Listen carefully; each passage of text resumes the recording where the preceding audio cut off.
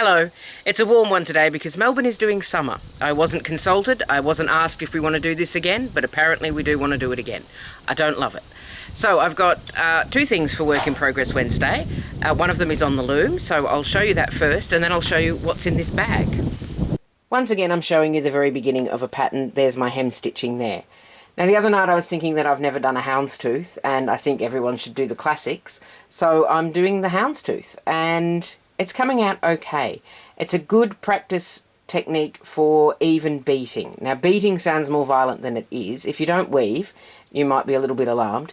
But beating is literally just once you've taken the shuttle through with all the yarn on it, so you take that through, and then it will be either bubbled up or on a diagonal. So then you take the heddle and gently put it into place.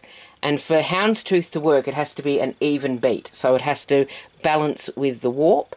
And you can see on this row that my beat was a little bit hard, so my little hound's teeth are a bit squished. But I'm getting the hang of it, and the edges are getting better too, so well done me. Now the little bit of self-praise there, why not? So the yarn I'm using for this, traditionally it's black and white, but I thought that was a bit boring. So I'm using Bendigo Woollen Mills Classic 8-ply, I think. Yes, it is. And this colour is Sunburst, so that's a nice bright yellow. And then the other colour is Dark Iris. So that's a good contrast so that the pattern will show up nicely in the houndstooth. You can do it with any colours you like, but if you want the pattern to actually show up nicely, you have to have a dark and a light, or a bright and a dark, or something with a bit of contrast so that it stands out. So we'll see how far I get with that in the heat. If I mentioned the heat, I'm always complaining about the heat. I cannot wait for autumn. Okay, let's go back outside. Now before I show you what I'm crocheting, I will tell you that my colour changes are a little bit dodgy, and so is my stitch count. But it's okay, it's working. So what we have coming off the crochet hook at the moment is this, which is a little frog. Well, it's the top half of a little frog. I've got to do some more on the little frog before we get to actual frog status. So I'll show you what this is supposed to look like when it's finished. The pattern's on Etsy. I will put a link in the description so you can buy a copy for yourself, because you probably want to make a little frog. So I'm just about to start the decreases to finish off the body, and then obviously I've got to do limbs and eyes. He needs to have eyes because he hasn't got any at the moment. Now the yarn I'm using, I'm not going to try and pronounce it. It's Little Ship. I'll put the text for that on the bottom there. It's Little Ship River Washed, and the green is colour 955 Po, which is named after a river. And then for the belly, if I've got it in here, no, that's the other green.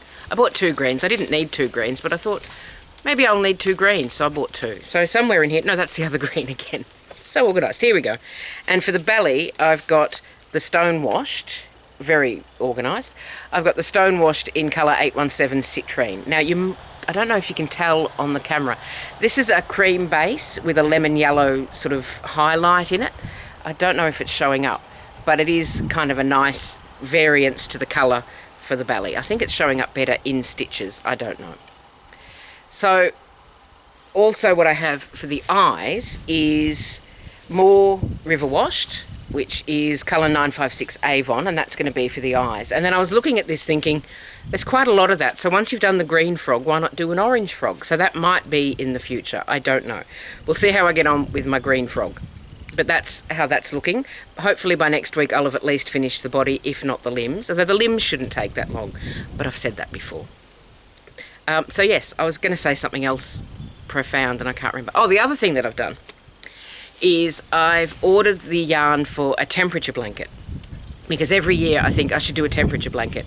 And then it gets to about March and I think I can't be bothered catching up on a temperature blanket for 3 months.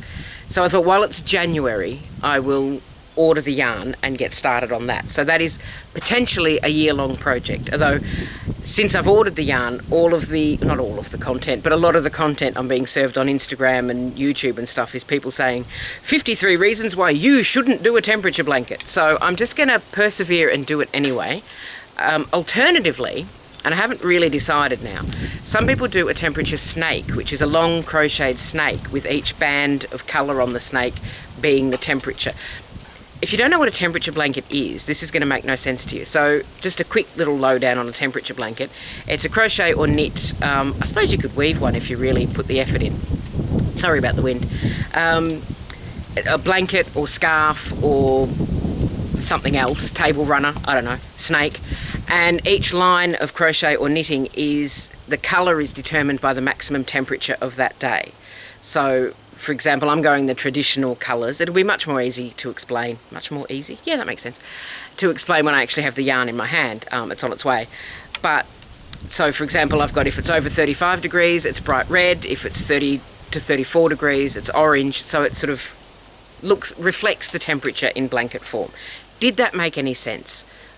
Probably not. But maybe next week when the yarn's here, hopefully, I can explain that a little bit better. But I am pondering whether or not I should just do a temperature snake, because I think it would be easier and more fun. So I'll give some more thought to that. Do give me your thoughts in the comments. I forgot the word for comments. It is really warm today. So I'm going to go inside. I'm going to go inside before I forget the words for everything else. I'm going to go and have a nice cold glass of water. You take care of yourself. It's been lovely chatting at you. And I will see you next week. Take care. Bye for now.